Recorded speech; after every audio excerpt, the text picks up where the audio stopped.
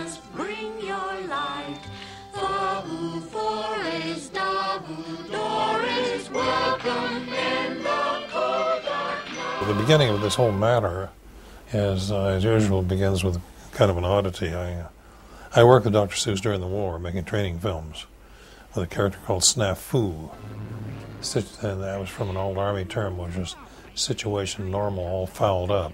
Anyway, we were friends. That kind of an odd relationship continued through the war. Then Ted Geisel, Dr. Seuss, went back down to La Jolla, and I didn't see him again for 15 years.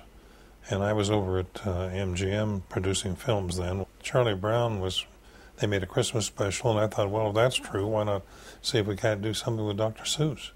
After all, I knew him, and I knew I admired his books, and I cared a lot about him, and so I went down there to La Jolla and persuaded him to do the picture. Chuck had a special relationship with Dr. Seuss at that time. I think he always did, as a matter of fact, and so it was completely his idea to do it.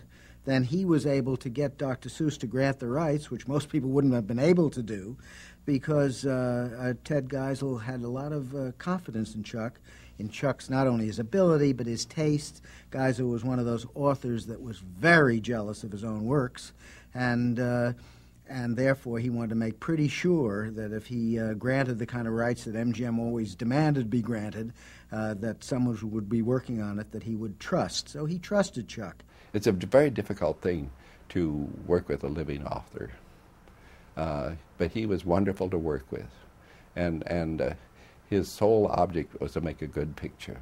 But they sincerely and deeply respected each other's craft, and they also shared the same puckish sense of humor.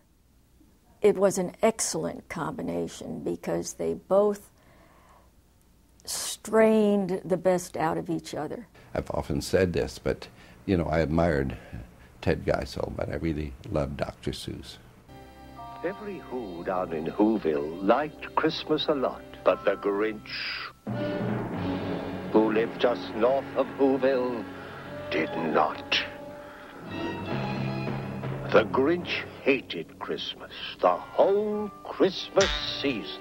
Now, please don't ask why. No one quite knows the reason. To turn one of Dr. Seuss's books into a motion picture is a very difficult thing, to bring warmth and excitement and color to the screen. And so I just studied the thing to decide what was the spirit of the story. And then I transposed that over into what I thought were appropriate designs. Of course, Maurice did a brilliant job of presenting it. But you see, what I do, and I think that anybody